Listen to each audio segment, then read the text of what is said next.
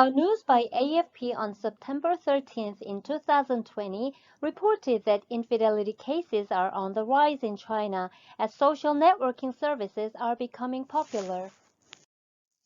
China's SNS, including the most popular WeChat, have brought about revolutionary changes in the structure of human relationships in China.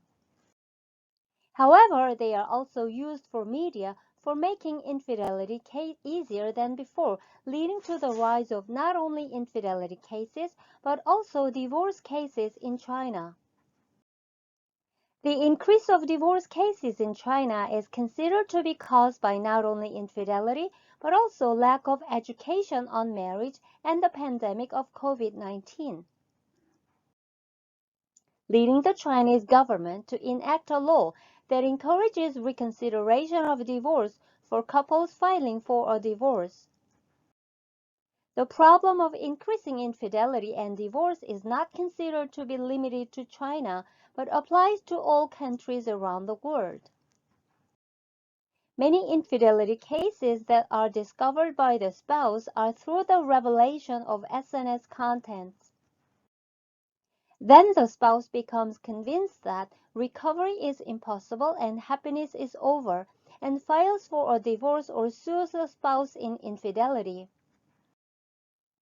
The misconception that infidelity is about love and sex is so prevalent all around the world that solutions also revolve around the issues of education regarding marriage and sex.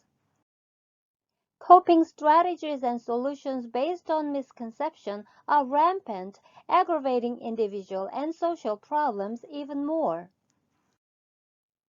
It is imperative to understand that the cause of infidelity is relationship addiction, and the spouse who is victimized by spouse infidelity is to develop post-traumatic stress.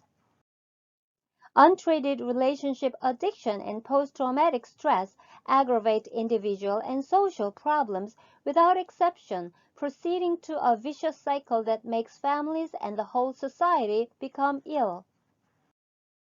Treatment of relationship addiction and post-traumatic stress caused by spouse infidelity is not even remotely considered in the conventional fields of psychology and medicine.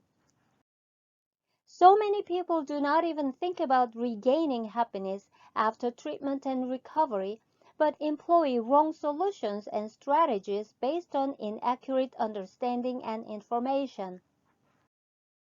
Most of them end up giving up happiness and choosing unhappiness.